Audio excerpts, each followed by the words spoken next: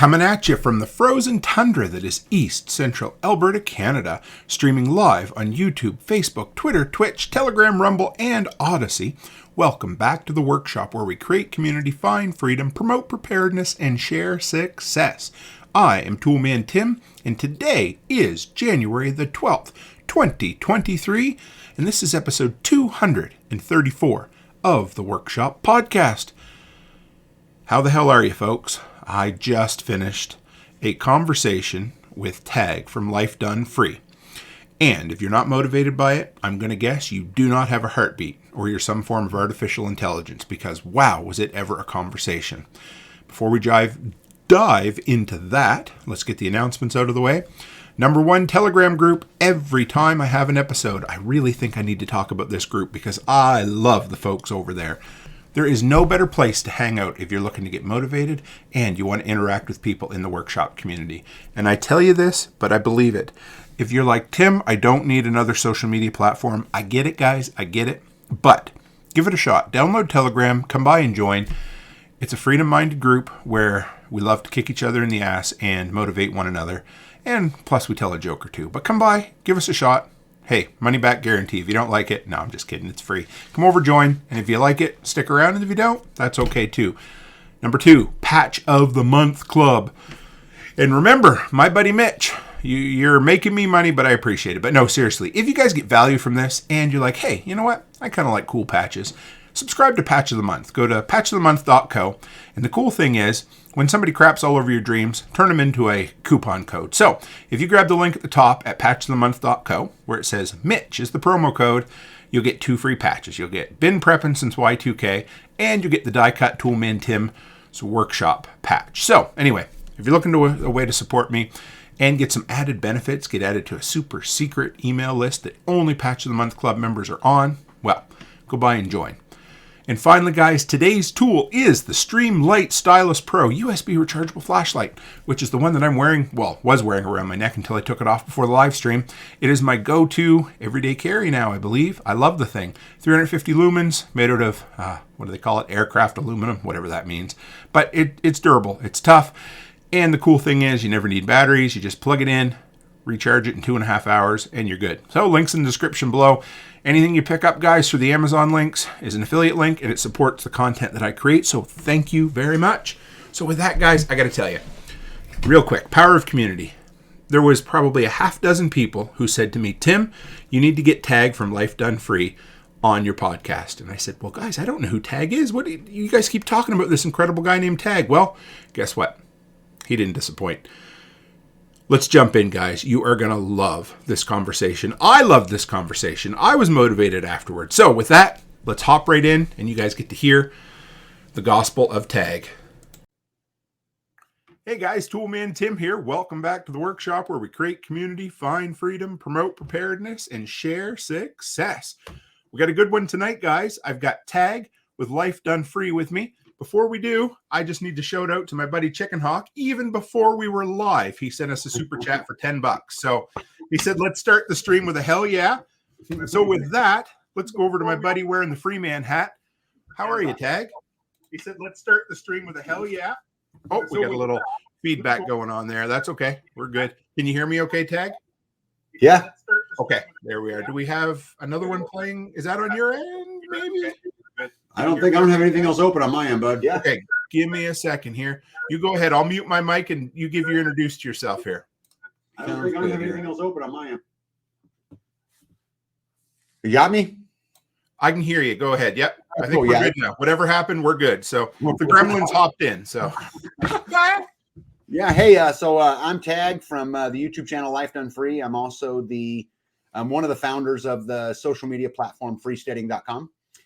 And I'm an off-grid, completely off-grid homesteader. I wasn't always here, right? Just a life kind of that I chose to be now. And I don't know if you want me to tell you about my background or. Yeah. So here's the thing we do in the workshop.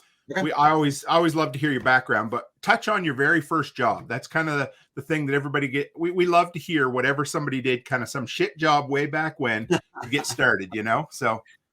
Yeah, so I was on my own early. I worked the graveyard shift at a Diamond Shamrock gas station as I went to school during the day. was my very first job. How was that? Did you learn anything there at all, or did you just learn you didn't want to work in a gas station? Yeah, I learned I didn't want to work in a gas station. No, it was all right. It was income and allowed me to live on my own through high school. So that was cool. Wow. How young were you without, you don't have to go any more detail than you want to, but how young were you when you were on your own? Okay. Yeah. So my dad left when I was 12. My mom left when I was 15. Wow. So I've been on my own since 15. So you're a self-reliant individual. I'm just it's kind of in my blood, Well, man, you know what? I don't know. The younger generation's really good at this, but they love to, blame whatever they are now on their past. But you can look at where you came from and where you're at, man. That's awesome. So where'd you go from there? Yeah. So after that, I went to building houses, which gave me some, construction background, which was good because now here you go, fast forward all these years later, and I just built myself a super off-grid home. But so that was nice. Did that. Went on to join the Army. Did my 4 years in the Army. I was in the 4th Infantry Division. Okay. Got out of that, and it was kind of funny. I thought I was going to go back to building houses, but all my buddies always told me, "Hey, you really should try sales, Tad. This is just up your lane. You should do it." And I said, "Okay, fine. I'll apply at one car sales job. If they give me the job, I'll take it. If not, I'm going to go back to building houses." So I applied at this place called Tynan's Nissan in Denver, Colorado, which is where originally I'm from. Okay. And they hired me. What I didn't know was, Tim, they hired everybody that applied. I just didn't know this. Whatever. It made you feel good. Yeah. So then I was their top salesman my first month there. And, 2 years later, I was the general manager of a Chrysler dealership. And then after that, I got an offer to go raise capital for startup companies. And I took that job and kind of stayed in that finance, kind of career all the way up to the big COVID debacle that I went through. And so I went from just a field sales guy to, the chief marketing officer of a, $200 million company with 900 employees. Now that took 20 years, just so you know. Yeah. But because I did sales up until I didn't. And I was like you, wherever I went, sales were my thing. Right. Yep. So do you find that, of course you do, but whenever you start and when you're good at it, they always want to bump you up to the next level. I forget there's a rule for that you always rise to the level where eventually you shouldn't be. But did you get tired of the corporate end of things, or was it mainly just the COVID thing that you finally said, no, that's enough? No, I was growing tired of it. I built a lot of companies, but it got to a point where I witnessed so much of the bullshit that goes on that I was kind of disheartened by it for years anyway. And I stayed doing it because at the end of the day, it provided an amazing life for my wife, for my kids, and gave us, I traveled all over, Tim. I've been, on amazing vacations. I've seen amazing things. And so I kind of just always hid behind that and just kind of put up with the corporate bullshit that goes on, and until the COVID thing came, and then that was enough for me. But, so what was that like working in VC like that? Do you have to go out to investment people and ask for money, or were you the guy giving out the venture capital? Yeah, no, I was the opposite. So what I would do is a company would hire me to come in and raise their startup capital. Okay. And then once I raised it, what we would do is we'd put in all the processes, we'd hire all the staff. And sometimes my take, there was a company I did in Oklahoma where I was there for 1 year, raised about $70 million for them, put all their processes in place. Then I was gone off to my next gig. Then there was the last one that I was, part of. I was there 13 years. I came in just to raise money, but pretty soon I just ended up staying there, and they kept offering me more and more. And, I just stayed. But so typically a company, Toolman Tim says, "Hey, I want to get big and I want to raise, $30 million. I was the guy you would call to do that. And you had connections or knew Yeah. Big staff, all kinds of stuff. Yeah. So you said you traveled. What was the best place you ever saw?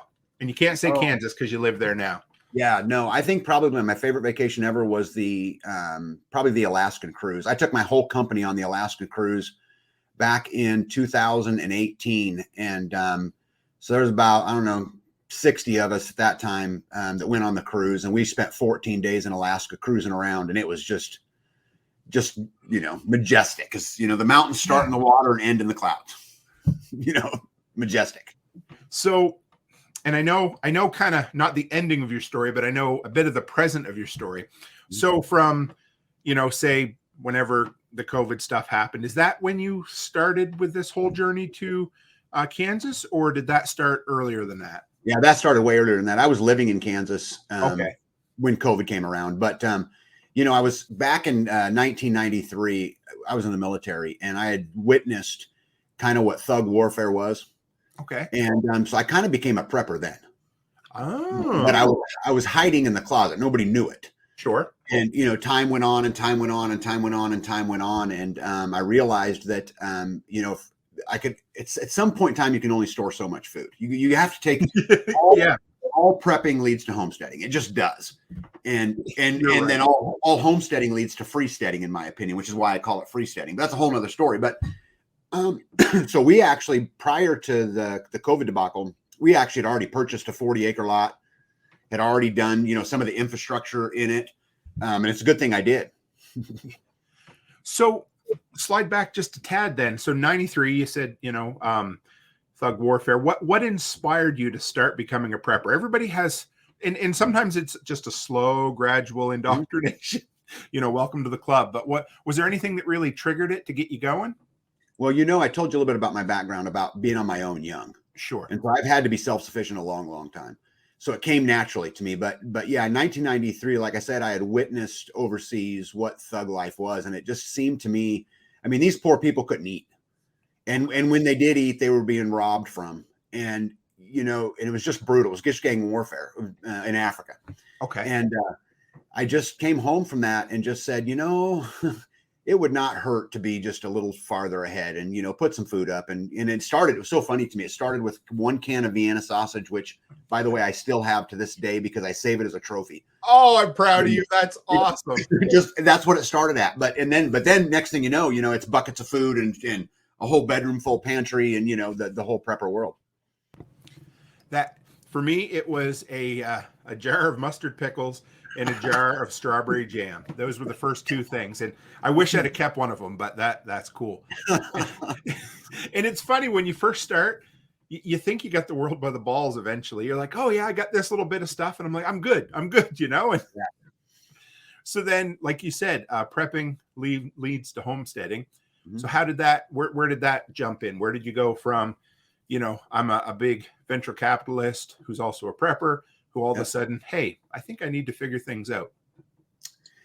Yeah, this was actually, I was telling you before the your show started today that this was the best day and the worst day of my life all wrapped into one. And today I look at it as the best day, but back then I looked at it as the worst day. But so COVID was, going around, and the CEO of the company that I worked for sent me an email, and he said, hey, Tag, how do you feel about mandating the vaccine for everybody? So that's 900 people. Right. And so I replied instantly to him, and I said to him that I was opposed to this, that I felt that it violated HIPAA laws and that we have no ownership over our employees' bodies, and I'm not supportive. Right. And so he and I kind of hoped right there that it would go away. But a week later, he approached me and let me know that they were going to go ahead and mandate it for everybody. And he thought that it would be best served if I did it. And you know what's so interesting about that, Tim, is that I look back on that moment, and it was never about the vaccine. It was about obedience. Right. It was about, would I do what I was told? Because I had already challenged him publicly. And right. So it was a game, and it was what it was about. And he said that I had 30 days to get everybody to do it. And I said, okay, well, I'll call a meeting. No problem. And I went home and I told my wife, I said, babe, life's about to change because I ain't doing it. And so I called a meeting and we went into all of that. And, he was so funny that day. He was, patting me on the back, telling me I was doing the right thing and, all this stuff. And I'm thinking to myself, dude, this guy's got a huge surprise coming and he don't even know. And when it come time for me to talk, I got up and said, love you guys. And I support you either way. And we ain't mandating shit. And pretty soon I was escorted out of the building. And the next day I decided that, I'm sorry, I just keep it rambling. So, no, that's incredible. That's principles before preference right there, baby. That's tough. Yeah, it was weird going from a, $350,000 a year salary to nothing in one day and losing a career I spent 25 years working my ass off on, and I abandoned my kids and I abandoned my wife because I worked, I was married to my career for all of those years. Now it built us a great life, but in the end, it was really all for nothing, Tim. In the end, what did it get me? But anyway, to answer your question, once that happened, I just kind of said, you know what, if we're going to go through this change, we're going to go through big change. So here we go. This is what we're going to do. I took all my money out of the market. I sold my house. I mean, literally took all my money out of the banks, did it all, and spent the next year and a half building a, super off-grid home. I live in a 5,000 square foot off-grid super home. It has everything from solar to geothermal to 3 water systems to, all kind of, we built it all ourselves, and today I have no mortgage, no car payment, no electric bill, no water bill, no sewer bill. I have my electives, internet, cell phone, and tax. Well, I guess taxes as an elective, but I've got my life. There's now. No election. Yeah. Yeah, there's no election there, but I kind of have a life now. I can, work at McDonald's and pay the bills just fine. No. Man, I don't even know. Yeah, that's incredible. I said that for us. I mean, being self-employed, we were able to make our own personal choice for what we felt was right for us. And I could not imagine being where you were. That's all I can say, man. That took balls the size of, bowling balls. So I'm proud of you, man. That's incredible. Yeah.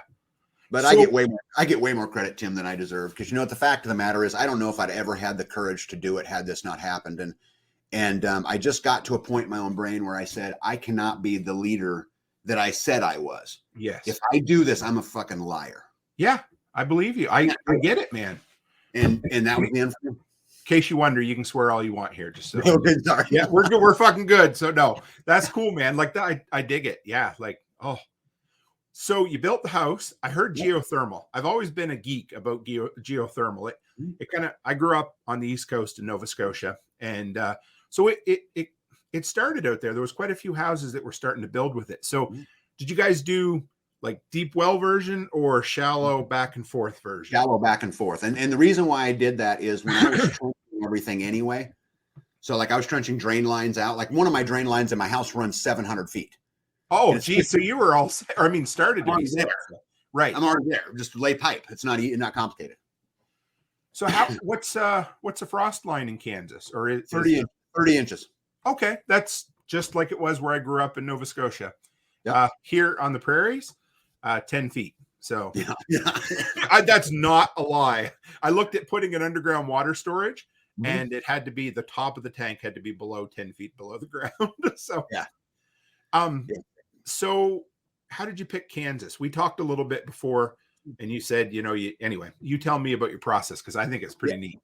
Yeah. So this is actually back before the whole COVID thing. But so when I decided where I wanted to live, we sat down and did what was called what I called a need and threats analysis. So what I looked at was all of my needs. I wanted good fertile ground. I wanted a conservative population, right? Because that to me, that would be more of a family type environment.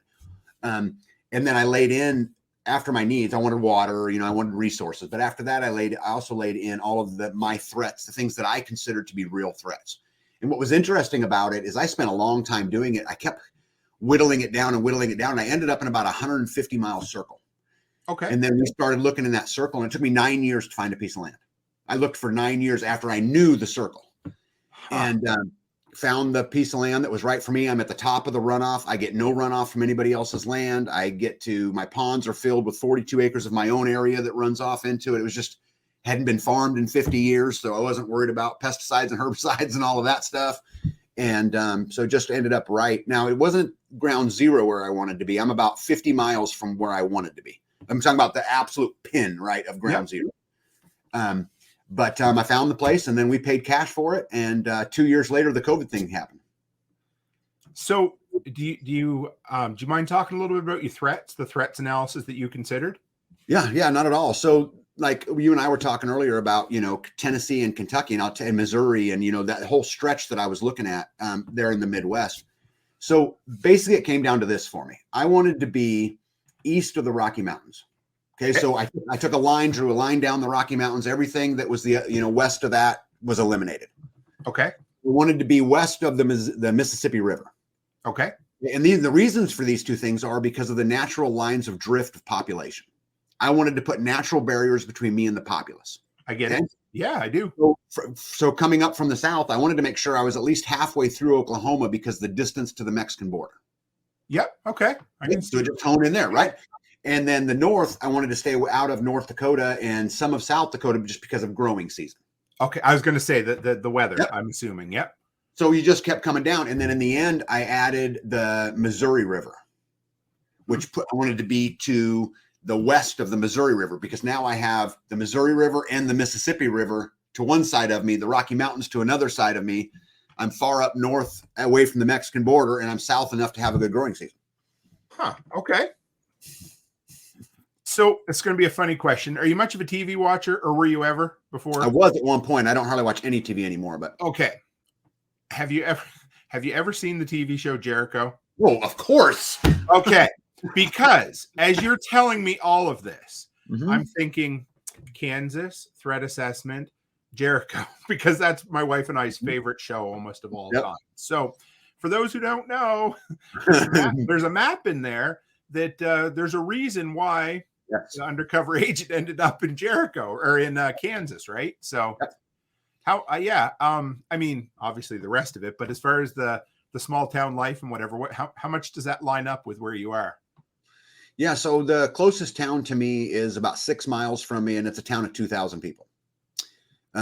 That's the closest thing to me. And then I can be in a town of 200,000 in about 35 minutes. So I can get to a Home Depot or anything like that in about 35 minutes.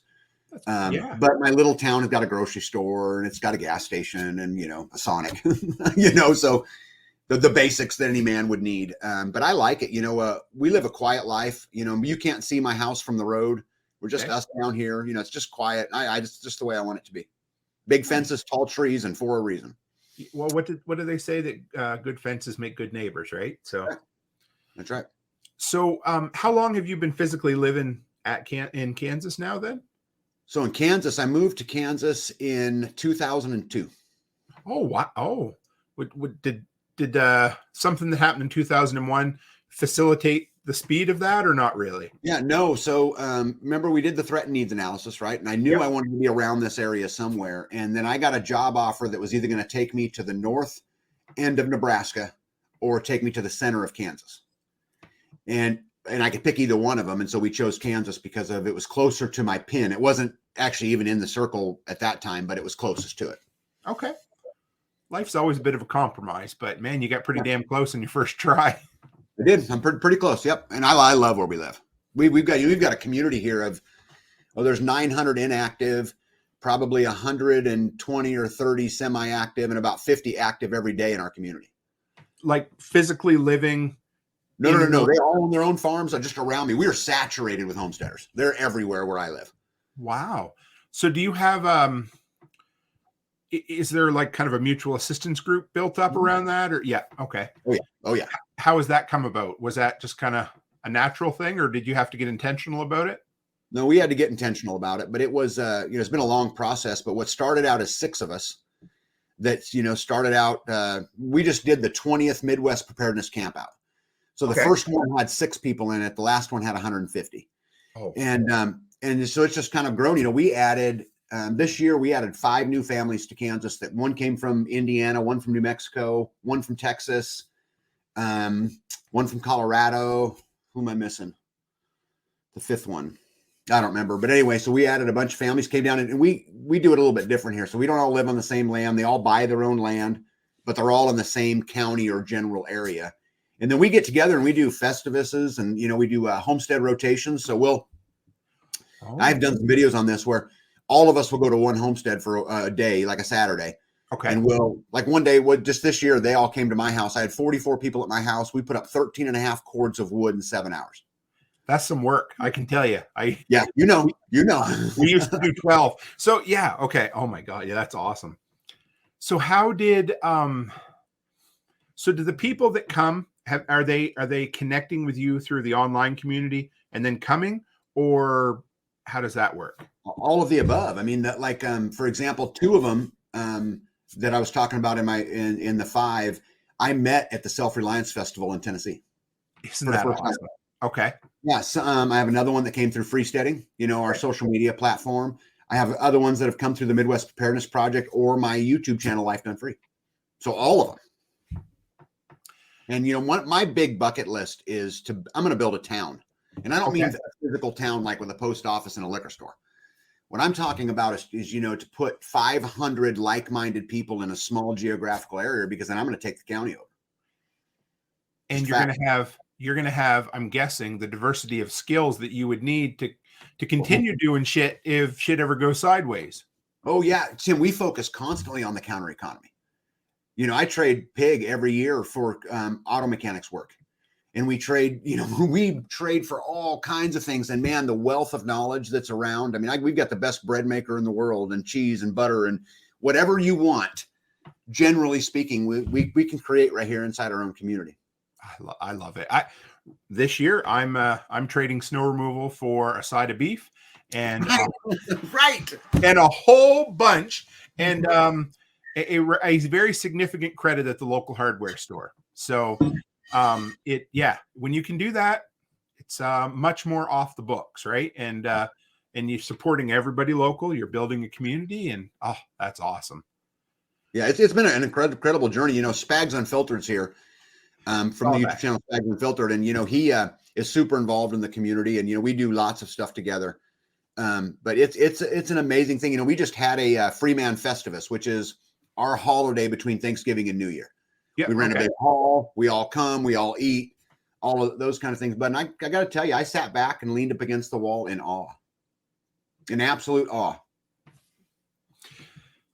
I can say from a slight bit, when you create something, sometimes a person's so busy doing shit that you forget to look back at whatever you've created, and then once in a blue moon it'll hit you, hey, and you just get kind of the eyes light up, or maybe a little I get it. For us, it's been businesses so far, so I love hearing that.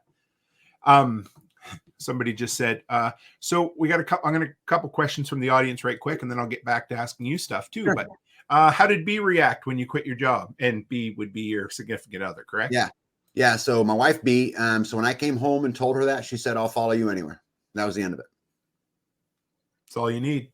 What else can you? I mean, I don't know what. I may be completely out of the loop on something here. Is this an inside joke, or is this a legit question about who John Galt is? No, John Galt is from, what he's referring to is from Aaron Rand's book. Oh my goodness, my mind just goes blank. Okay. Yeah, I can't think of it right now. Anyway, what the story's about really is that these successful people leave the system and they take their productivity out of the system and apply it somewhere else as to no longer play the game. Atlas Shrugged. That's the name of it. Yeah, there we are. I've only heard Jack talk about that like 1,000 times, and I've yet to read it. So. Tim, in my opinion, it's the single biggest thing we all need to be doing right now. I mean, there's not a more important thing than going Galt, which is what he was referring to. And John, who is John Galt, as part of that story, because I took my productivity out. I still own businesses. I still do lots of stuff, but I've completely removed it out of the system, and I just don't play the game anymore. And I'd like to say, personally, what I think about that is you get a much larger portion of the proceeds when you do that as well. Mm-hmm. Yep. So, enough said, right? And your dollar goes farther, because the fact of the matter is, and I'm not going to get on a rant here, but you're allowed. If you go to an employer and they pay you $1, and then you take that dollar and you're going to lose 62% in taxes. By the time you talk about income tax, property tax, tax at the gas station, tax at the grocery store, you're going to lose 62 cents on the dollar. What's left out of that 62 cents, so that 38% that's left over, you think you take home. But the truth is, you're going to go take that money and you're going to spend it at the auto repair shop or whatever it is. That auto repair shop is then going to pay that same percentage in taxes. By the time you get to 3 transactions, the federal government has gotten 100% of the money back. Money is an illusion. Mm-hmm. It is not real. And the sooner you figure that out, the sooner you can play backside money versus front side money, and you can play all of these games, because I have no emotional attachment to money. Zero. And once you get around the entire idea of it, it's pretty incredible what you can make it do for you too. Yeah. So, I dig it. Yeah. So let's, I'd like to hear a little bit about the construction of your property, because I think you got a few special features there that not every house has, eh? Yeah. Oh yeah. I've never seen a house like mine ever, but maybe it's because I just don't know any better. I don't know. I mean, I just, when the whole thing happened at my work, I kind of thought that, I'm never again going to be in a situation where somebody can hold stroke over me like that. Mm-hmm. whether that's the electric company, the water company, whatever. I'm just not going to be there. I'm going to do it for myself. And so we elected to not bring any utilities onto my property. My property, in fact, has never had utilities. There's never been an electrical line. There's never been a water line, any of that runs down. And so we elected to do, so let's talk about power. So my power comes primarily from a solar system. Okay. I have 28 375 watt panels, 3 7,000 watt inverters, 5 charge controllers, and a whole bunch of lithium batteries that operate it. Have a backup generator in case I need it, although we've never used it because my system's fairly large. So I have nothing coming in there. Water, I have 3 water systems. So we have a 100-foot deep well that then pumps into a cistern and then pumps to the house. I also have 7,700 gallons of rainwater storage. And then we have a 2.5-acre pond, and all 3 of them come into my house in a manifold. And my wife can actually wash clothes on one side of the house in rainwater and take a shower in well water on the other side at the exact same time. And is your rain storage and your cistern separate, or are they the same container? Nope, totally separate. Nice. They are completely independent systems until they hit the final manifold before they go, inside the house. Yeah, absolutely. So you bring them in 3 different ways. They come in the manifold, and you just go down and turn a quarter turn ball valve, and that's it. Bob's your uncle. Wow, I love it. I love redundancy. I'm a geek about redundancy. So that was good. Like in the summertime, in the springtime, we use a lot of the rainwater. In the wintertime, we use more of the well. The ponds used primarily in gardens and stuff. Like we don't really use it in the house much, although we can if we choose to. Got to go through a big filtering process and all that. But 100 feet is not bad for a drilled well either. Like I know some that have gone a lot further down than that. Yeah. We hit water 62 feet. Wow. So do you use a jet pump, or do you have a deep well like cylinder pump down there? Yeah, so I have a deep well cylinder pump, and then it pumps. That pump pumps into a cistern which sits right next to it, which is 1,750 gallons. And then there's a shallow well, right, that runs that cistern that pumps into the house. That's cool. Okay. So you've always got a, how do you want to put it? Like a buffer of 1,750 gallons, just in case. Man, that's ingenious. I love that. Yeah. We had here in Alberta, cisterns were very popular before town water came in. So almost every house has one, and we turned ours into what I call the prepper pantry. It's an 8-foot by 8-foot, totally enclosed cement storage for our food. So Chris wants to know what you're doing. Oh, there it is with the gray water. Yeah, right now, nothing.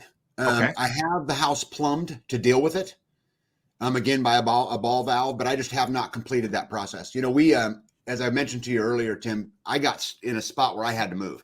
The first 11 days we lived out here, we showered outside because I didn't have the plumbing finished. So, we're still trying to, today I was working on my reloading room all day long. I'm still don't have the master bedroom finished. There's a lot I'm still trying to finish up, but I will at some point deal with the gray water. Like I said, it's rough plumbed, but it's just not finished yet, but we will. What do you want to do with it? What would you like? Yeah. So I'd like to, because of the way my wife does things, I'd really like to be able to feed that through the greenhouse. Okay.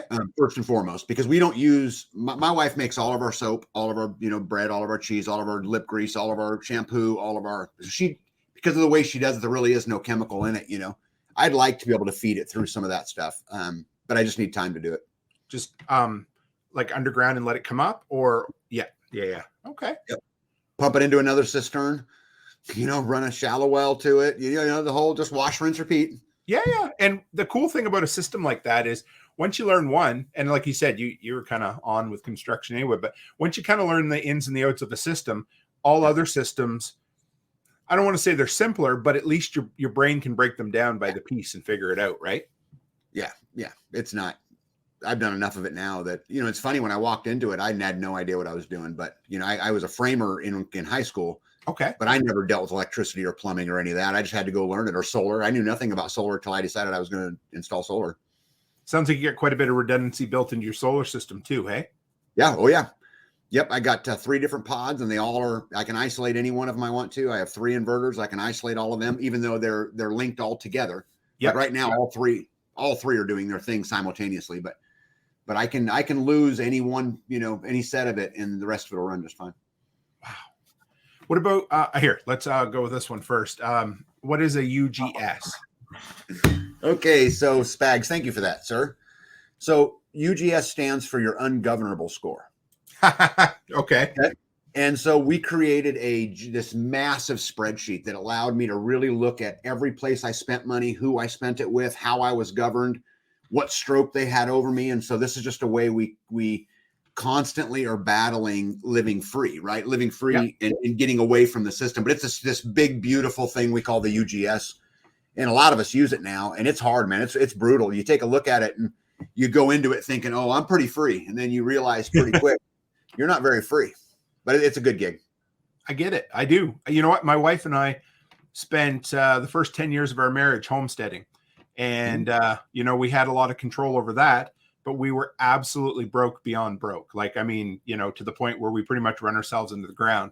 So we moved all the way across the country, got a good job, and then built businesses, which give us a ton of freedom.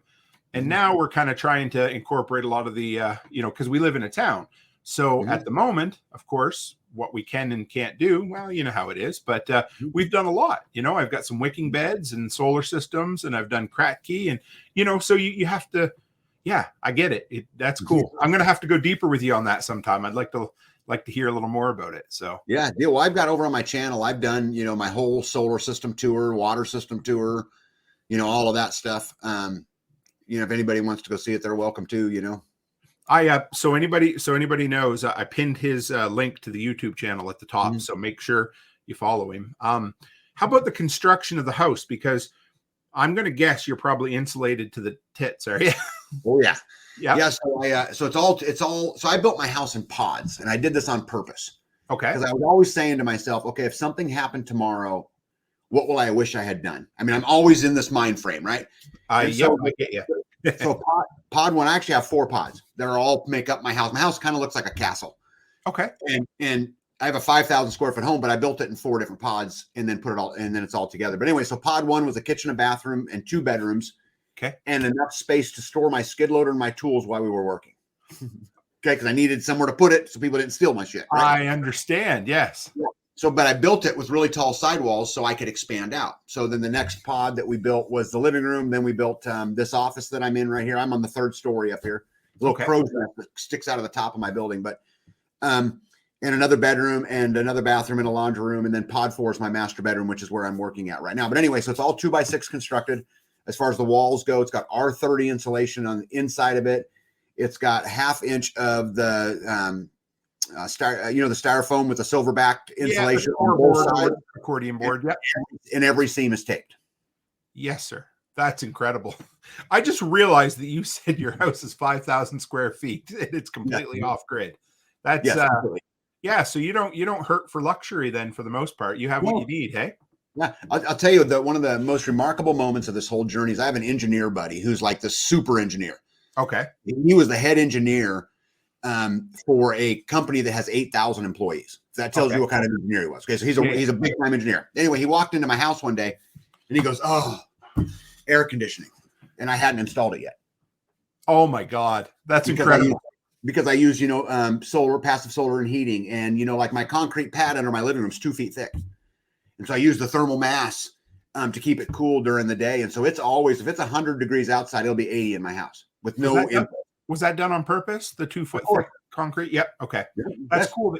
How about your roof? What'd you put in? Did you put blown in up there? What'd you put in? Yeah. So my roof is, depending on which section you're at, 'cause some are vaulted and some are flat, right? Just depending on kind of where I'm at. So I R38 insulate, the biggest insulation I could buy, in between the trusses, and then where I could blow in, I blew in another foot. Then I also put the same styrofoam, with the silver stuff on it, and taped every single seam. Yes, sir. Boy, so you could heat it with a candle even if you were on grid almost. Yeah, it was crazy. Last night, it got down to 12 degrees last night. I turned the stove off from heating at about 7 o'clock at night. And at 3 o'clock in the morning, I woke up and it was 82 degrees in my bedroom. Is geothermal running all the time as well? No. I actually rarely run it. In the heat of the summer, it's real nice because I can just flip a switch and it just blows cool air out, which is nice. But you're using forced air then, are you? Yeah. Oh yeah. Oh, I'm used to. Yeah, that's cool. I'm used to like piping it through the floor and that sort of thing. So. Oh no, mine comes up through vents in my house. Oh my God, that's incredible. So, and does that require? I suppose it does require a bit of electricity for that then. Yeah, so each one has a just a 200 CFM reversible fan. So depending upon how I flip the switch, we'll either blow it or suck it. Wow. Okay. So just it's easy though. Yeah. Just So ductwork. what can't you run with your electricity then? Well, now that's an interesting question. At what time? I know it's a tricky question.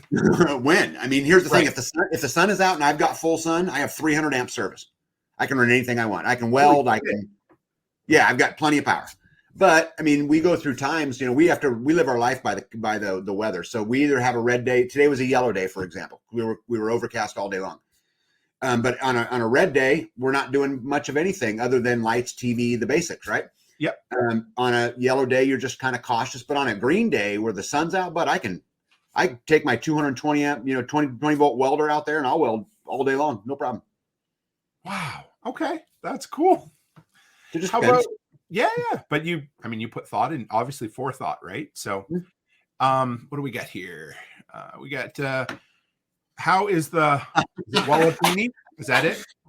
Yeah. Grateful Heart, you cracked me up. So there's been a big joke on my channel. My wife wants a Wallapini. I did all the dirt work for it already. Okay. So all the dirt's been excavated. So Wallapini is an in-ground greenhouse. Yep. Yeah. Okay. Yep. And so my wife wants to grow citrus. Oh my God, she's crazy. So but that's cool. My wife's super green thumb, and so we're gonna build her a Wallapini. But I've done nothing but the dirt work. Okay. What do we got? One Step must know you because I wanted to know if they could send me a copy of the UGS calculator. Tag. Can I send him a copy of the? Yeah, you actually One Step Closer is really the brains behind it, and you can absolutely send him a copy of it. And but to get One Step Closer a little bit of kudos, he is actually the brain behind making like my brain says this is what I want it to look like at the end, but he's the guy that actually made it look like that. That's cool. He's in here a lot. I love that. Yeah. That's cool. Yeah, he's a good guy. So okay, we did insulation. We did your below ground, your water. I got to hear about the well. Okay, let me ask you this way: how do you cook your food? Yeah, so primarily we cook. Well, it depends on again the time of the year. So right now we pretty much cook all of our food on a Kitchen Queen Grand Comfort 750 wood cook stove. Oh, I love it.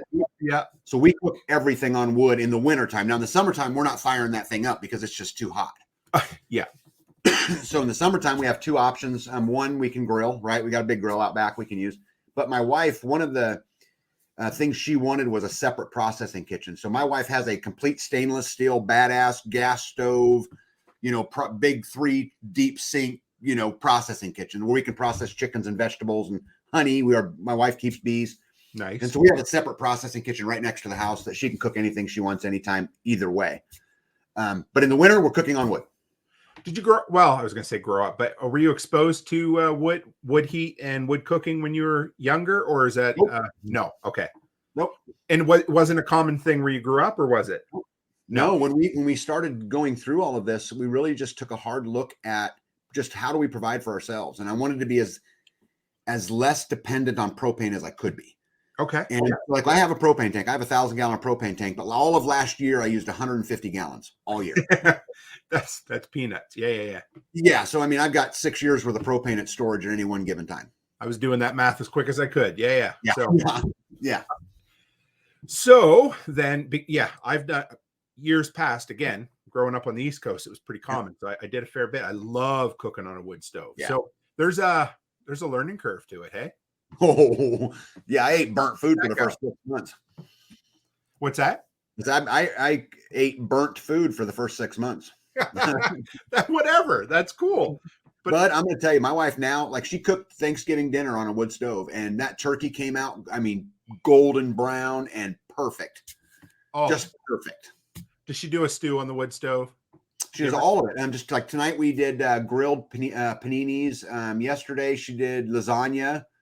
So just normal, whatever you normally cook, but she likes to cook. So it's easy for me. How much does that thing weigh? Do you know the stove? Oh my gosh. It's got to be 700 pounds. I mean, it's heavy. It's like buying a goddamn slate pool table, isn't it? It's the conversation piece. And once you put it in there, you build the damn house around it, right? Yeah. And, a lot of people don't know, but, to buy one of those, you could buy 3 regular stoves. Oh, well, yeah, they sold Sweethearts out east. We used to sell them. This was 15 years ago. They were over $5,000 Canadian at the time. And, but that's like $12 American, right? So, yeah. So you said you burnt, you put up, what was it? 13 and a half cord? Was that what it was? Or yeah, at the homestead rotation. Yeah. We did 13 and a half cords, 7 hours.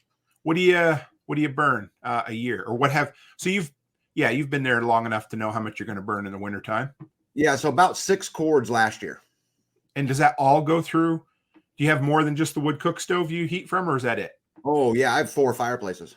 I have a wood cook stove. I have, and that's just in my house. My shop's got one too. Okay. In there, but my bedroom's got a fireplace. The bedroom I stay in now and the new master bedroom both have fireplaces in them. The living room's got a fireplace, and then we have the wood cook stove in the kitchen.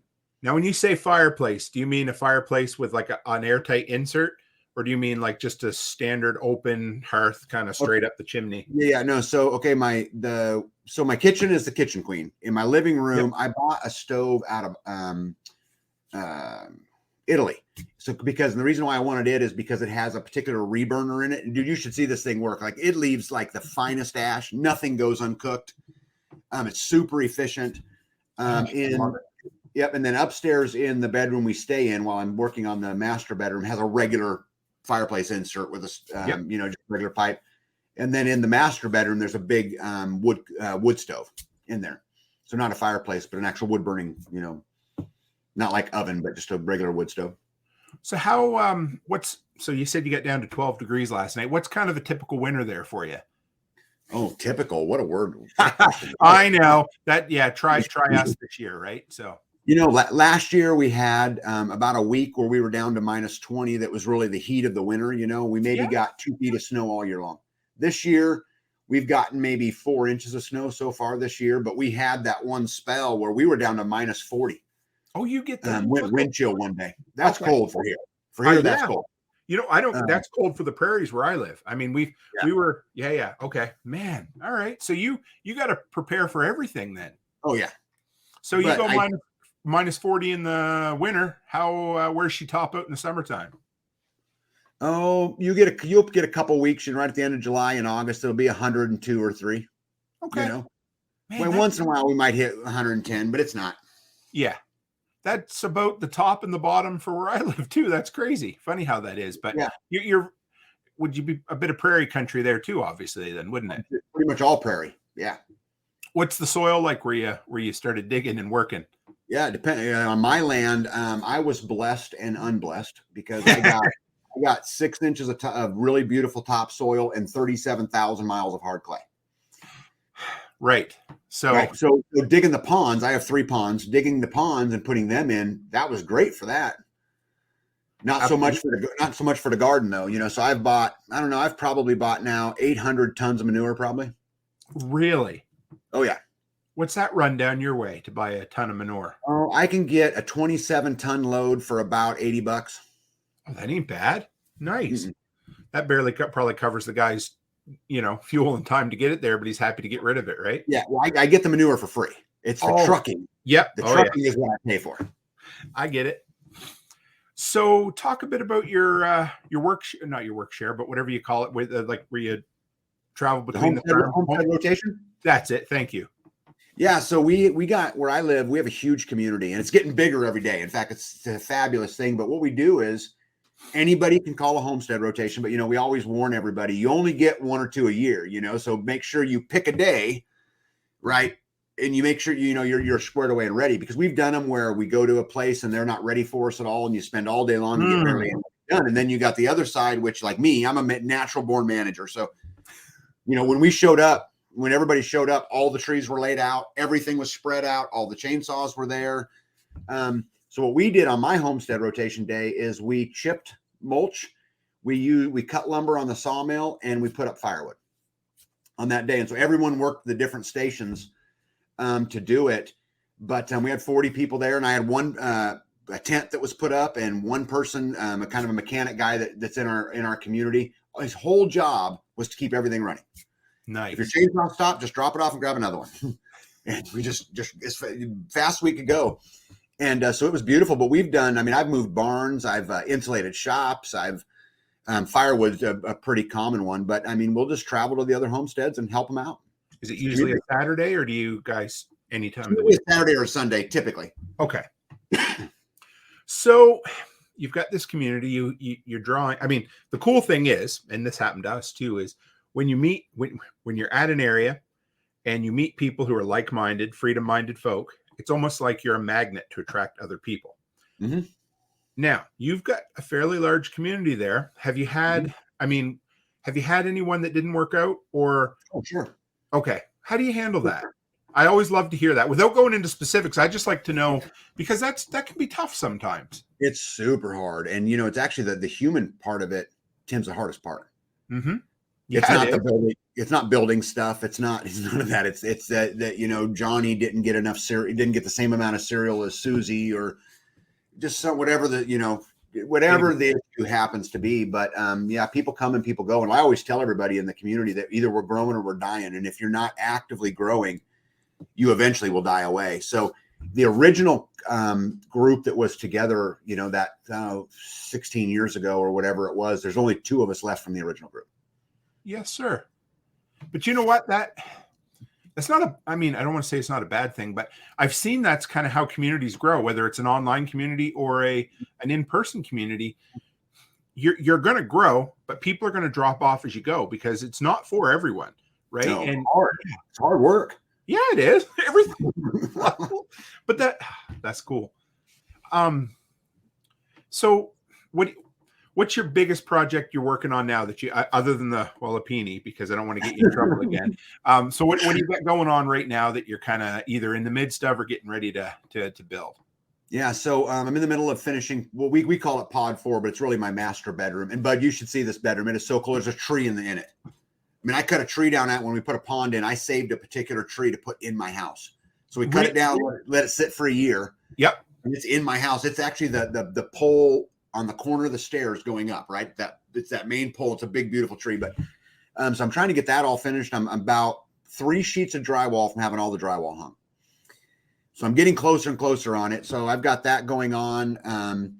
I try to get work done in my shop. You know, it's one of those crazy things I don't ever get time to, you know, go work on. But I've got a 40 by 60 shop that's got, you know, 2/3 of it's mechanic shop, 1/3 of it. I have my own wood shop, table saws, you know, all that stuff, because I like to build furniture and those kind of things. But I wish I could get to it a little bit more. So really, it's just trying to get my bedroom done, trying to get my reloading room done, or my 2 big ones that I'm working on. My wife would tell you she wishes I was working on the Wallapini, though.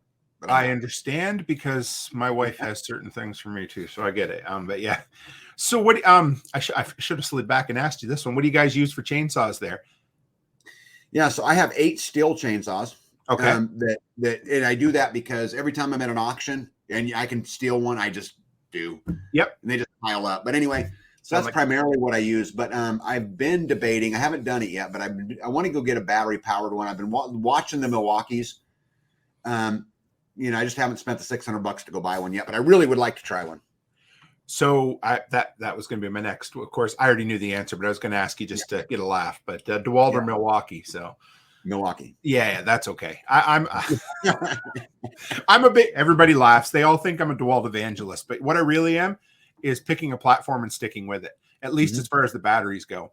And I don't mind if you want to buy other tools, but standardizing on a battery platform makes everything so much easier on the. Yeah, I'm actually in the middle of changing out. I was a rigid guy forever. Really? I have every rigid battery powered tool there is, but I'm so sick and tired of their warranty BS. They tell you get a lifetime warranty. Yeah. But the fiasco you have to go through to warranty anything, I'm just sick of it. So I said one day, you know what? I'm done with you guys. They pissed me off. And I told them, I was standing at the counter. I said, I'll never buy another one again. Walked down Home Depot, bought my first Milwaukee drill set, took it home, and I've just been adding now. Now I have the table saw and the compound miter saw, and I have most of them. Cordless, those ones or not? All cordless. Yeah, that's incredible. Hey, I haven't. I've got a compound miter that I love that's cordless. I haven't touched into the table saw yet. But what do you think of that? Love it. But I'll tell you the tool that I love the most that would really surprise me, and you'll appreciate this being a tool guy. I have a Milwaukee worm drive saw that's battery powered. Yes. But I'm going to tell you, it is my favorite tool I own. That I can cut almost all day long with one 8 amp hour battery, and I can rip a 2x6 that's 12 feet long, no problem, right through it. I mean, it is a beautiful tool. That's incredible. I sold tools going way back, and I remember when the first lithium-ion drill came out, and I thought, because before that, cordless was just like, well, okay, it's there, but it really, Right. it didn't have any teeth, right? Right. It's unreal what they can do now. Yes. Coach your expectations for your chainsaw, but you're still, I don't know. I'm just going to say it. You grab them and go. They're awesome. Like they're not a steel gas powered chainsaw. They're not, and you're not going to cut 13 cord of firewood in a winter for it. Right. But what you are going to do is it's the absolute greatest thing to pick up and start, because you don't ever have to, there's no winterization. There's no clogged carburetor. There's, there's no gas storage. Oh, it's beautiful. And they just work. They're so good for so much. Yeah. I can't wait. I want to get one. Oh yeah.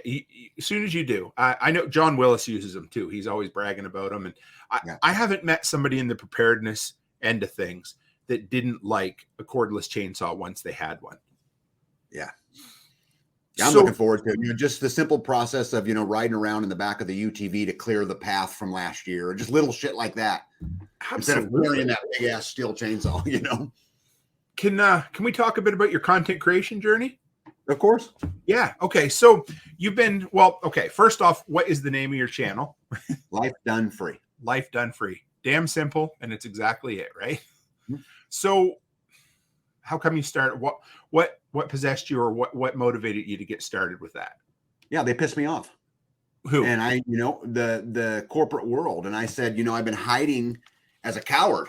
I've been hiding behind the scenes for all of these years, just putting up with it. I'm going to go get on the offensive, and I'm going to fight, and I'm going to tell my story, and I'm going to talk about freedom and starving the beast and how we take it back, and how the system's set to, to get you, and how it's so hard to succeed, but that you can do it if you do the right things. And I just said I was going to go fight back. I don't sell anything. I just go and talk about the feds and about, the stuff that makes me mad. And that's why I did it. And that's why I'm still doing it. So have you, because you said you're about 5,000 subscribers, and you've been at it about a year, hey? Yep. March will be a year. Built yourself a pretty good little community there. Yeah. So where did, because we chat, guys, we always do this thing beforehand where you chat, in the green room, the real fancy green room, with green walls right there. Right. Right. Yeah. So what's your process like? Because we kind of chatted a little bit about how it always takes way longer to record something. Yeah. So what's your process like? Do you have a certain day of the week that you upload, or are you just wherever and whenever? Yeah, I try to be consistent. So we do a live every Friday night. And then what I try to do is get a video or two in the week, depending on how my week goes and, what I happen to be working on at any given moment. But the other good thing I've got a super supportive spouse who does a lot of the filming for me. Like, I'll come home and she'll have an hour's worth of video waiting for me to edit. Oh, that's beautiful. Yeah. So then I go up and edit, and just kind of put it out there. So, I try to talk. For me, it's not really about homesteading. My channel's homestead channel, right? Because that's what we do, but it's really not about that. It's about, how does homesteading relate to my personal freedom? And how does it relate to me removing the stroke that the system has over us? How does it relate to living freer every day?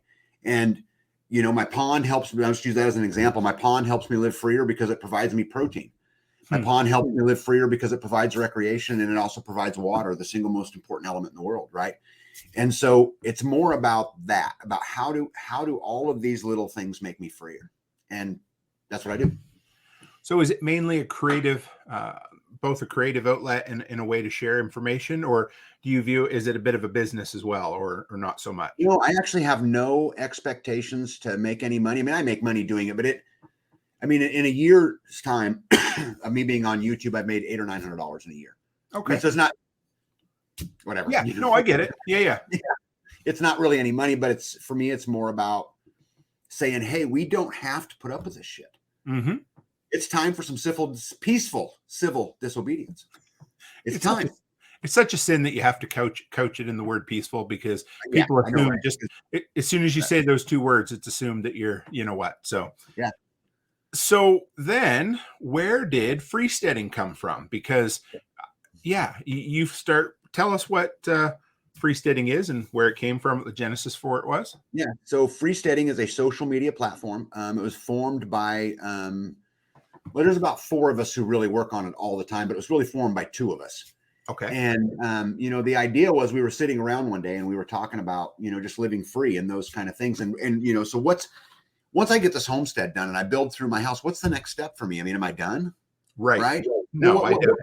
Right. What comes next for me? And so we started talking about, could we create a place where people could have real freedom of speech? Because at the end of the day, if they're not, as long as they're not talking violence and they're not being mean to somebody, being hateful, I don't care what they say. They can post whatever articles they want. I absolutely will not do anything about it, And so we just started talking about how to do that. And we were talking about how all prepping leads to homesteading, but the next step of homesteading is where you begin to focus on not just, okay, can I produce my own egg, but how do I lessen my dependency on fuel? How do I really get my freedom back, which is free steading? That's where it came from. And so we went and did some research and we found a platform that someone had built part of. And we bought it, and then we just hired a bunch of people. And free steading. This will, you asked me what I'm in this for. Free steading is free for everybody to use. It doesn't charge a single thing. I have eaten the cost of free steading myself the entire time. Yes, sir. How's it going? Are you getting growth, or is it? I thought it would grow faster. To be honest with you, we're at about 13,000 members. We started in August. Okay. That's great. I know what you mean, though. I get it. Yeah. I was hoping at some point what would happen is it would get big enough I could bring in some advertisers that would just cover the cost of it, so I wasn't eating it all the time. Sure. That would be my long-term goal. But the next step for us there will be a marketplace. We're hoping to build a place like a Amazon, kind of model it after Amazon, and place where people can buy and sell and trade and do their thing. But the logistics of that are proving to be taxing to say the least. That's interesting. I'd like to know why, because just thinking about it, some of the more freedom-minded platforms I've been on, both MeWe and Float, both spent quite a bit of time saying how they were going to develop a marketplace. Mm-hmm. But to the best of my knowledge, they both failed to launch on that. Yeah. What are the logistics behind a marketplace that are so difficult? Well, so a guy, this is a true story. So okay. A guy buys a battery from a seller on Amazon. Now, Amazon never housed the battery, never shipped the battery, had never touched the battery. It was just an affiliate on Amazon. Yep. So the guy sends the battery to this guy. This battery blows up and blinds the guy for life. Right. The guy successfully sued not just the battery guy, but also Amazon. Yes, sir. That's the problem. So if we allow somebody to buy raw milk, and I can handle you're responsible for your own state laws bullshit, right? I can go through all that. But if somebody was to buy raw milk and get sick, I'm liable. And because I'm liable, am I willing to risk all of this that's free, man? I own it. It's all, am I willing to do that? And until I can figure out a legal way to minimize my exposure personally, I haven't pulled the trigger yet. I can see that then. Because that's not as simple as just having everybody sign a waiver, right? As much as we'd love to, they're just already done. Right. Wow. Okay. I can see that. I guess I thought about it a bit, but I wonder, I'm just thinking out loud where you go with something like that. But I get it. Yeah. I know a pretty big time attorney that specializes in social media, and I've been working with him trying to figure out how to do this because I really want to do it. I think anytime we were talking about this earlier, how a dollar travels. Right. If I can take the middleman out of the equation, that dollar will then travel to twice as many places before it gets eaten up. Absolutely. Right. And so if I can create that environment where people can buy and sell their goods and where we can be committed as a people in taking our freedom back to doing business locally, even if it costs more, it doesn't matter because it's actually cheaper. Did it really cost more? I mean, as they take away our freedoms. And so if I can create this, I will absolutely do it, but I can't do it at the cost of my livelihood. I just can't do it. It's funny though, the whole did it cost more thing. We did an article on the show a while back, and it was talking about how people were willing to pay more at a small mom and pop restaurant or grocery store simply because they know that it's going to support somebody locally or somebody they can physically see. Whereas Walmart or McDonald's, they're not willing to deal with a price increase nearly as much. And it's funny when it's up close and personal like that, you are willing to pay a little more because, you know what, there's a really good chance that money's going to come back around anyway, right? We got Oh, go ahead. Yeah. No, I was just going to say, I think it is time we as a people take a stand. And you know what? In taking that stand, the only vote you have that matters today is your dollar. We have to go down that road. We just have to go down the road. And you know what? I know that the Mexican tomato cost 50 cents less than the American one. I got it. It don't matter. I can go in my little town. I have a small Walmart and I have a small grocery store. I can buy a gallon of milk at that small grocery store for $5. I can buy that same gallon of milk at Walmart for $4. I'm buying the $5 gallon of milk, and I'm buying it every single day because I'm in the fight. And we need to get in the fight, and all of us need to get in the fight. Anyway, sorry. That's okay. You sure you're not an anarchist? Because you sure sound like one to me. An anarcho-capitalist, if you ask me. But that maybe I'm just reading too much of my own personal beliefs in there. Yeah, maybe. I don't know, man. All right. So the Filipino nomad, he wants to know, what's B's choice of pots and pans and kitchen utensils for, I'm guessing he means for cooking with wood, but yeah. Yeah, so she uses mostly cast iron. She does have some enamel coated cast iron, and she does have some stainless steel, but primarily she's using cast iron. On her utensils, like, the spatulas and that, those are all stainless steel. And cast iron and wood heat go together, like hand and glove, right? So, right.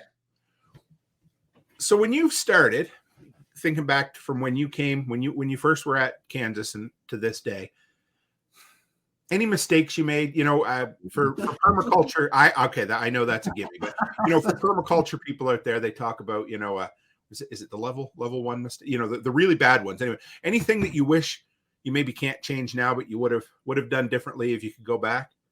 Yeah, well, I don't really look at anything as non-recoverable. Right. I mean, I think everything's fixable, but yeah, I mean, there's all kinds of things. But like when I put in my solar system, I probably wasted $4,000.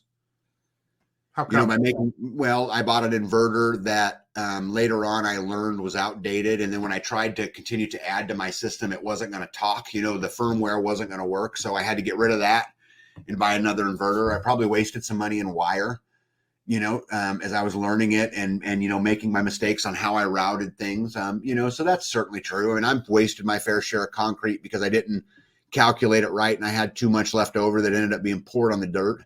There's a lot of those, Tim, that though. You've been there's hundreds and hundreds and hundreds and hundreds of those. From a permaculture perspective, I wish I'd have gotten on the fruit trees much earlier.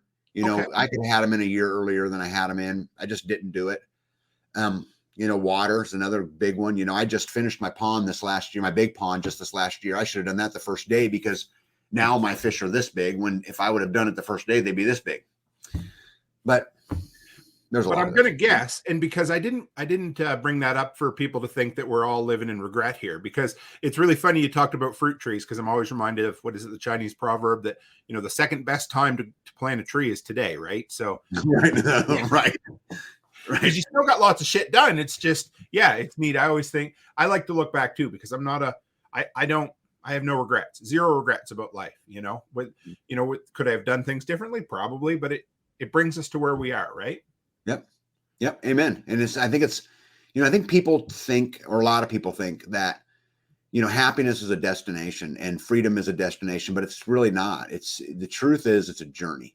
And you got to celebrate that journey along the way, because it's an amazing journey. I look back at just these last couple of years, like, oh my man, but 5 years ago, I was wearing a suit and tie every single day, and living that life. And here I am, a gray haired bearded guy who been, hanging drywall all day long. It's just weird. So talk about that a little bit, about I love that, because that's a struggle for me. Okay. I'm a numbers guy, and you obviously were too, coming from business, right? Yep. And for me, it's always the next goal or the next milestone, because that's what gets me up, learning new things and getting my next goal are the two things that get me up in the morning and get me going. So I'm really struggling, or at least I'm trying to learn how to, I don't want to say stop and smell the flowers, but really enjoy the journey as you go. You got any tips for that? Or how have you learned how to do that? I think there's a whole bunch, but I think the first advice I would give anybody is quit taking yourself so seriously. I think that really is a big one. Hey, Amber Martin is in here. Amber is part of our community down there. I don't know what she said to you. You're not alone. That journey is priceless. Thanks for sharing. Yeah. Great. Absolutely great people there. Tia's here, by the way, Tia, we're talking about this journey right here. Tia is the promoter of the Next Step convention conference that's coming up in February, which is the whole purpose of the convention is creating the alternative society. Is Nicole going to be at that? Nicole Sauce? Yeah, Nicole's going to be there. Yep. Yeah, she told me about that. That's awesome. Very cool. So Tia, why don't you put if you're still on here, put a link in there. Now it may or may not allow her to, but that's okay. She can send it to me if you're on Telegram, or you can email it. But anyway, just let me know. If it won't work for you, Tia, we'll figure it a way. I'll make sure I share it because I want to get it out to the community. So, and where is that? And that would be in Georgia. I don't remember the name of the town. I'm speaking there on day one. I'm talking about escaping the technocratic society that we live in today, the technocratic state. So, which is right up my alley, right? I mean, but back to your question. So the first thing is quit taking yourself so seriously. I think the other thing is to, stop looking at it from the 30,000 foot view, because I think what happens to a lot of us is you go, oh my God, I got all this to do. Especially starting a homestead from scratch, right? I got all this to do, which instead of just worry about what you got on your plate right now and just get it done and smile, turn up the radio and enjoy your life. And again, happiness is not a destination. There's no such thing, guys. I'm telling you, there's no such thing. Happiness is a decision. And I'm going to live my life happy. I mean, today I listened to you today. I listened to Nicole today. I listened to all kinds of people today on YouTube as I was just working, doing my thing, It's easy. I love that. I don't know. I'm going to go on a tangent here for a minute, guys. But if for anybody out there who thinks, gee, should I start my own business? Should I start my own homestead? I'm going to tell you right now, the answer is yes, because you get to do shit like Tag does, or like I do, where we get to spend our day within reason, of course, figuring out, doing what we want to do. I still have to go and take care of some of my customers to make money. But guess what? Almost every day I get to listen to what I want to listen to. I get to choose where I want to go. I get to choose what my schedule is going to be. Anyway, that to me, there is, I don't want to say no greater freedom, but God damn, entrepreneurship just gets me excited. Anything like that. So that's awesome. I would encourage everybody to start a business, because you cannot make any real money working for somebody else. I'm telling you, you can't do it. I've been in the corporate world my whole life. Go start a business. It don't matter how small or how big. Go start it and believe it and dream it and bleed it every single day, and you will be a success. Period. I got to tell you something. It is not hard to make $100 an hour running your own business. But you find me anywhere short of being a CEO where you can go work for $100 an hour. I can clean windows. I mean, that is, if you went and got a job working for somebody else, I don't know, around here, you might make $15 an hour cleaning windows, right? I can go and make $100 an hour cleaning windows. Now, if I told somebody I was going to charge them $100 an hour, they'd say I'm fucking crazy and get out of here. Right. But if I tell them I'm going to charge them $5 a window and I can do 20 windows in an hour, right? Easy. So yeah, that's cool. What are some other things people can do for freedom, Tag? That's what I love, because I can tell that's your passion straight through and through. Yeah, I am so. But when that day came for me, and when they could, in the snap of a finger, over a virus that had a 99.5% survival rate, in a snap of a finger could take everything from me, I decided right then, never again will another human being have that kind of stroke over me. Ever. It will never happen again. And so I think the biggest advice that I would give people is, first of all, understand where you are. Right. If you can't identify where the stroke is, you're never going to fix it. Right. So start right there. Where are you? And then, you know what? Pick one you can affect and just go affect it. I mean, at the end of the day, say, how do you eat an elephant? One bite at a time. Well, if it's energy, if you want to tackle energy, then just go tackle energy. It doesn't mean you have to go from I'm on the grid today to I'm off the grid tomorrow. Maybe what we can do is just put a small system in and do some of it and then grow it and just do something. Quit sitting on the couch. Quit watching YouTube, even though here we are, YouTube, right? Yeah. Just go do something. Go take that step and to take responsibility for yourself. Every single thing that happens to you is your fault, good or bad. I don't care what it is. Oh, come on. Are you serious? 100%. 100%. I know. That goes against everything that's taught right now today. You have to take accountability, and that does not let the other person off the hook that they didn't do you wrong. That's up to them. But you put yourself in that position. Your decisions led you to there. The second thing is take responsibility for your beliefs. And I'll say that again. Take responsibility for your beliefs. Can you expand on that a bit? Yeah. So, I mean, but I could go on a rampage on how the Prussian school system way back in the days when Prussia got in a fight with France and France kicked their ass and Prussia decides we need soldiers, let's build an education system, which then the Massachusetts governor at the time traveled over there, came back and installed that system, which is the system we use today in the United States of America.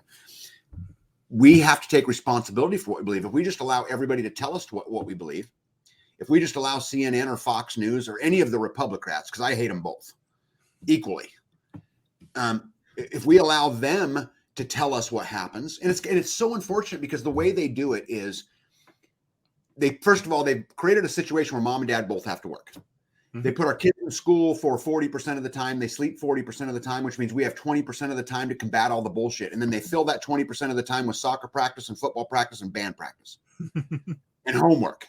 Yep. We have to take an active role in our belief system. We have to investigate for ourselves. We can't just take their word for it. Question authority, right? Peaceful, civil disobedience. Well, I got to tell you, I guess there's a reason that everybody told me I needed to talk to you. I bet you there was a half dozen people between Self-Reliance Festival and shortly after. They're like, Tim, you need to meet Tag. You need to talk to Tag. You need to interview Tag. And I'm like, who in the hell are you talking about? I'm like, Tag, what is this Tag? Is that short for something or is that? Yeah. So when I was a young man, in my teens and my early 20s, I played professional paintball. Really? And I did. And I played for the team that today is Team Avalanche, which is still out there to this day. But anyway, okay. So my very first company I ever opened, I was 16 years old, and I opened my first company called Tag Factor Paintball so that I could play a little bit cheaper because it was really expensive and I had no parents and I was working at a Diamond Shamrock. I needed the gig. And so I started it. They nicknamed me Tag. I've been that ever since. That's cool. Yeah. Well, brother, we've been an hour and 15 minutes. This has been great. I need to share this right quick. One Step Closer said, if you can't get motivated by listening to Tag or John Willis, you are dead. Yes. Or so far gone that, anyway, yes, it is what it is. So how do people find you, Tag? Where do they go? What can they do? How can they support you? All of the above. Yeah. So I don't have any affiliate links. It just hasn't been my priority, maybe someday. So just, Life Done Free on YouTube, come over, subscribe and listen. That helps because that helps spread the message. The other thing, you can find me on Freesteading. Tag and be at Life Done Free is also on Freesteading, but is that freesteading.com? Freesteading.com. Yep. Okay. And we have an app. You can go to either of the app stores and, type in Freesteading and the app will come up and you can download it for free. But I think at the end of the day, if you really want to support me, go take a stand. Go say no more. Because if enough of us do that, we can take back what at one point in time, and well, probably still is, though, the greatest country in the history of the world, in my opinion. And I love my country. I just hate where it's at today. Absolutely. It's the reason we just bought land in Tennessee. So right. Nothing wrong with that at all. Yeah, right. Well, thank you, brother. This has been fun. Oh, yeah. If you're up for it, I'd love to have you back again. I don't say that to everybody. You ask the guys. I bet you maybe only, but anyway, maybe a quarter of everybody comes through the doors. I'm like, I got to have them back because it jazz me right up. That's awesome, man. Yeah, my man, bud. I will help anyway, anytime, any place that I can. It's a good gig, and again, to everybody out there listening, remember, happiness is a choice. Just remember that. Period. I should have just let him close right there, guys. Well, thanks, Tag. If you want to hang for just a second, I'll close up and we can. Yeah. Okay. Well, guys, I hope you enjoyed that. That was just way too much fun. I had a ball. So first off, I got to say thanks to Tag because everybody out there who told me, Tim, you need to have Tag on the show, you did not lie. So thank you. That is the power, absolutely, of community, because somebody that I know who also knows Tag says, Tim, you need to talk to Tag. And guess what? I guess I'm it now. So Tag, you're it, right? Stupid joke. But I got to say thanks to Tag for coming on. Thank you for each and every one of you guys who said you need to talk to Tag. You need to get him on because, like you said, you can't listen to Tag without being motivated. So that's it for me tonight, guys. I believe 99% sure that we're going to have a bonus live stream tomorrow night with Mrs. Toolman coming on with me. So look out for that.